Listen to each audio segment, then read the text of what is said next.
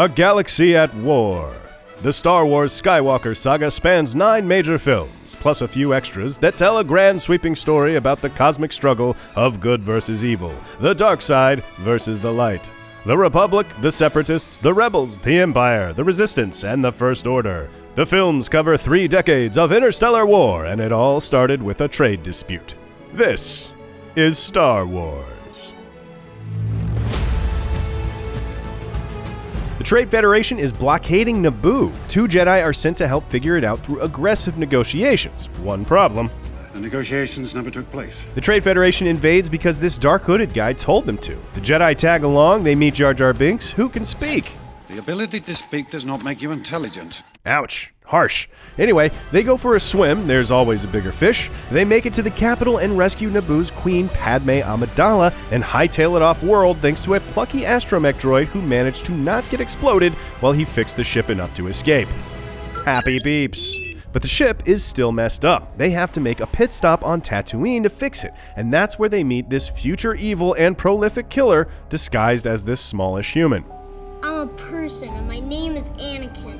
Sure, okay. Anakin is strong in the Force. He's awesome at pod racing, and this Jedi put his life at risk to cheat at gambling and get the ship fixed. On the way out, they make a discovery. The Sith have returned. Darth Maul attacks, but our heroes escape. They make it back to Coruscant and cause Supreme Chancellor Valorum to lose his job, replacing him with Senator Sheev Palpatine. A surprise, to be sure, but a welcome one. The Senate can't save Naboo, so Padme, Jar Jar, and the Jedi decide to do it themselves, and it works. But Darth Maul is back, so Padme and her attack squad get to work while the Jedi handle business, which is going great until Obi-Wan does not like this. But our heroes rally. Anakin blows up the mothership, Padme retakes the capital, and Obi-Wan Kenobi avenges his fallen master by attacking the high ground. The Trade Federation defeated, Naboo has been saved, the Sith have returned, but the Jedi don't know who they are. Obi-Wan takes on Anakin as his Padawan apprentice, which will probably work out great. We will watch your career with great interest. It's about 10 years later, and somebody's trying to kill Padme. She needs protection, so Yoda puts Obi-Wan and Anakin on the case. They stop another assassination attempt before they find a clue. What you got here is a Camino saber dart, which leads Kenobi to Kamino. Meanwhile, Anakin and Padme sneak off on vacay. Kenobi meets Jango Fett, and is that his clone son, Boba? Yep. They make clones on Kamino, and they've made a bunch of them for the Republic. This all seems weird, so Kenobi and Jango have a quick fight about it. Jango escapes, and Kenobi tracks him to Geonosis, where Count Dooku and his separatist co-conspirators are hiding out. And, wouldn't you know it, Kenobi gets captured while doing recon work. Meanwhile, Anakin is doing super mission critical work during his important assignment on Naboo. I don't like sand. He and Padme take a detour to Tatooine, and Anakin says hi to his mom. Scratch that, he says bye to his mom, and he does not like this. I killed them all. And not just the men, but the women, and the children too. Kind of a red flag, but Padme ignores it. Obi-Wan's in trouble on Geonosis, so they cut the vacay short to help him out. Then we decided to come and rescue you. Good job. Our heroes escape, chaos ensues, and all seems lost until the Jedi show up. This party's over. Mace kills Jango, but the Jedi look defeated until Yoda shows up with that army of clones. Obi-Wan and Anakin chase down Count Dooku, but he makes them look like chumps. Thankfully, Yoda shows up and chases off Dooku, who escapes with his secret project. Our heroes survived, but a dark cloud has covered the galaxy. Begun. The Clone War has.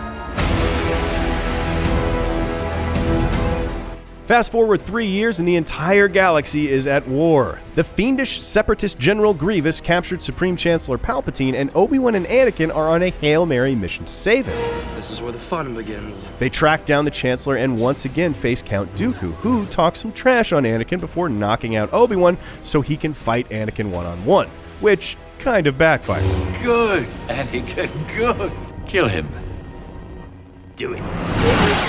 Oh yeah, Anakin's got a dark side. Kenobi wakes up, Grievous escapes, and they deliver the Chancellor back to Coruscant.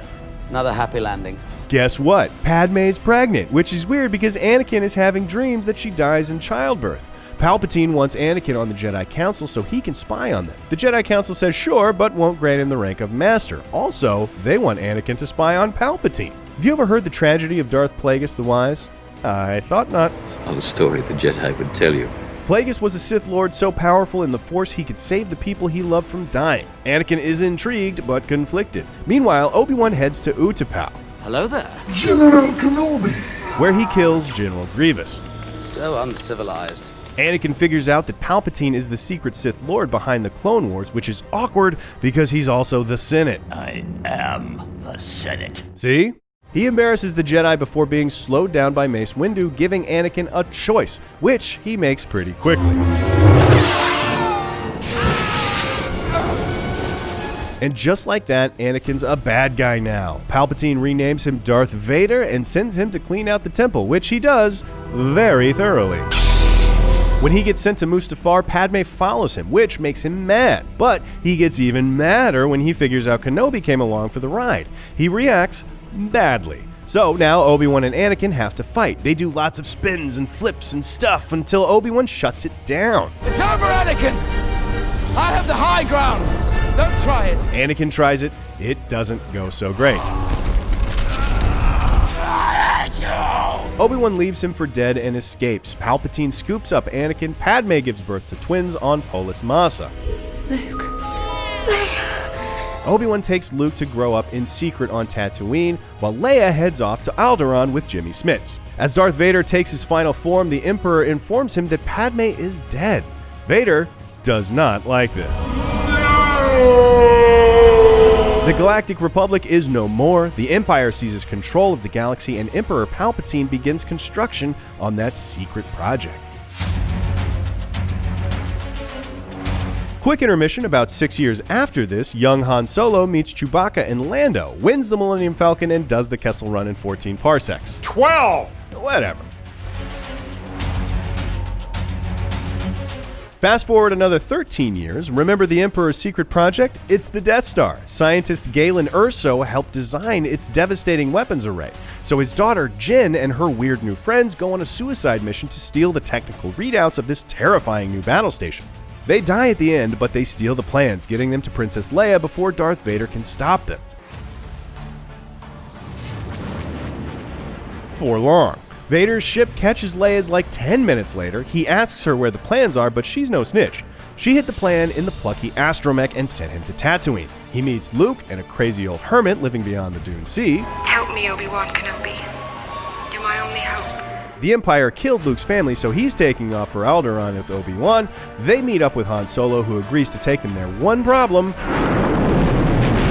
the Empire got there first. So, when Luke and Obi-Wan and the gang show up, That's no moon. It's a space station. they can't run, they can't fight, so they sneak on board. Too short for a stormtrooper. And eventually find Leia. Obi-Wan takes out the tractor beam, the rest of the gang takes a nice trash bath and gets ready to make a nice leisurely escape. They make it to the Falcon and Kenobi faces off with Vader so Luke and the crew can get away. Everybody escapes, but it was a trap. They let us go. Han gets paid, so he dips out while the Rebel Alliance takes the Death Star readouts and plans an attack, and Luke is going to join them despite having never flown one of these X-Wings before. Most of the Rebel pilots die, even the best and the brightest among them, leaving only Luke, dead Kenobi telling him to ditch his electronics and wing it. Always a good plan. Vader threatens to shoot him down, but Han shows up with blasters blazing, clearing the way for Luke's impossible shot. The Death Star is destroyed, Vader is headed who knows where, and everybody gets a medal for participation, except Chewie.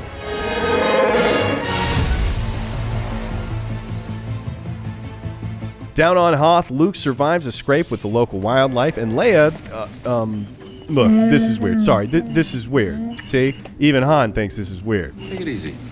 The Empire is still pretty angry about losing the Death Star, so they find the Rebel base and counterattack. They're successful, despite the fact that Ozzel is a moron. As clumsy as he is stupid. AT-ATs start mowing down rebels, so Han gets Leia out of there while Luke leads the fight against the walkers. The rebels scatter, Luke and R2 are off to Dagobah to complete his Jedi training. Han, Leia, Chewie, and 3PO are running for their lives and end up getting an up-close look at a ravenous monster. Coincidentally, so does R2. Luke meets Yoda, who teaches him some neat tricks. Vader hires some bounty hunters to find Han and Leia and mistakes this one for actually being dangerous. No disintegration. He finds the Millennium Falcon in the garbage as Han and Leia head off for Bespin, where Luke is also headed after a Force vision convinces him to bail on his training. Han and Leia meet up with Lando, who seems nice, but isn't. You see, Vader wants to capture Luke, so he forces Lando to give up Han and Leia as bait. I had no choice. They arrived right before you did. So they freeze Han Solo in carbonite, planning on doing the same to Luke, but... Impressive. Most impressive. Meanwhile, Lando turns cloak again, and Chewie ain't having it. Vader finally quits toying with Luke and lets him in on a little secret. I am your father. Luke does not like this.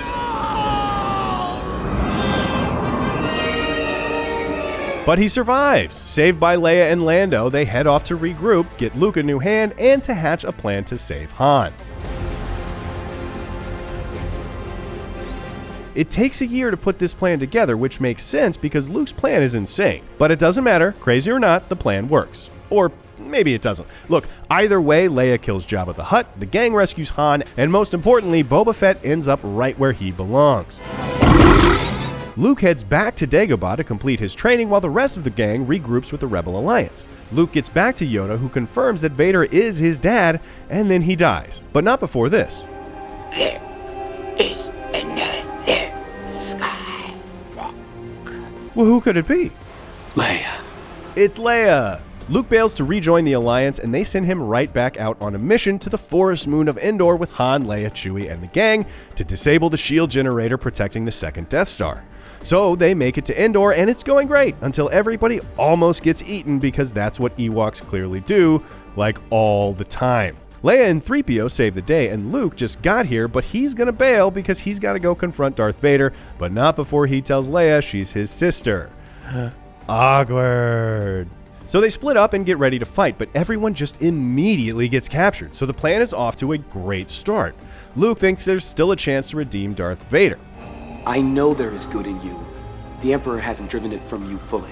Palpatine tempts Luke to turn to the dark side. Meanwhile, Han, Leia, and Chewie are doing just a bang-up job with the shield generator thing, and up in orbit, Lando and the Rebel fleet get ready for another full-scale assault on a moon-sized space station with a planet-destroying super laser. Oh, by the way, the Emperor knew they were coming. It's a trap! Then a bunch of stuff happens at once. Luke loses his patience and attacks. An army of Ewoks joins the party, kicking off the fight on the ground while Lando and the fleet just try to not get exploded by that Death Star. Luke gains the high ground and refuses to fight, and Vader doesn't like either of those things. He starts threatening Leia, so Luke loses it, defeats him by disarming him, and Palpatine likes that a lot. Good.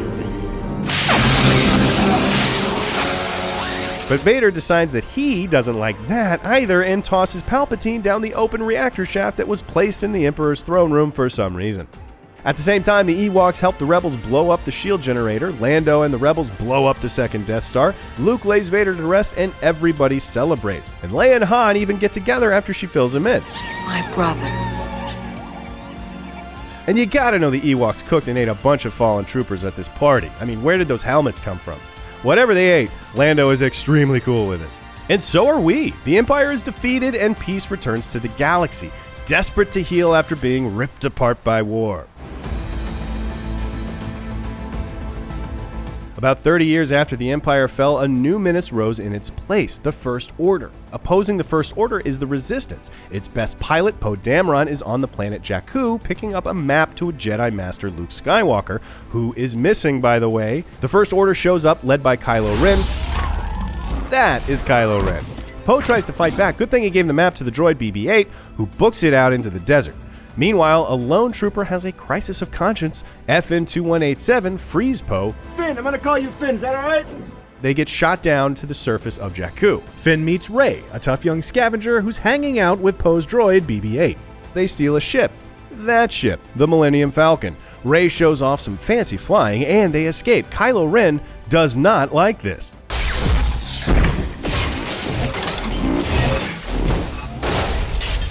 He and the First Order want to find Luke Skywalker first and destroy him, so Kylo is on the hunt. Anyway, the Falcon gets caught in a tractor beam, but look who it is. Chewie. We're home. The First Order has its own Death Star. It's called Starkiller Base. It's as big as a planet, and it's capable of wiping out an entire system at once. Han takes Rey and Finn to Takodana. There, Rey discovers a famous lightsaber. That lightsaber was Luke's and his father's before him, and now it calls to you. That's when the First Order tests Starkiller Base.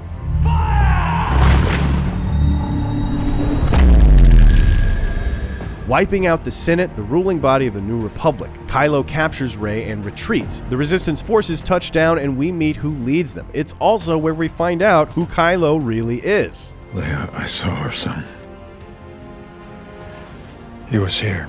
Finn reunites with Poe. We learn that R2-D2 has been on low power mode and that the map BB-8 was carrying was incomplete. Back on Starkiller Base, Han and Leia's son uses the Force to probe Rey's mind to locate Luke Skywalker, but she turns the tables on him. She uses the Force to escape the very next chance she gets. Kylo does not like this.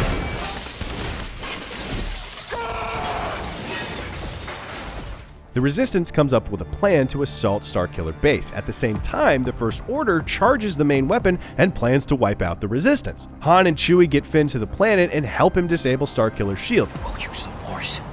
That's not how the Force works.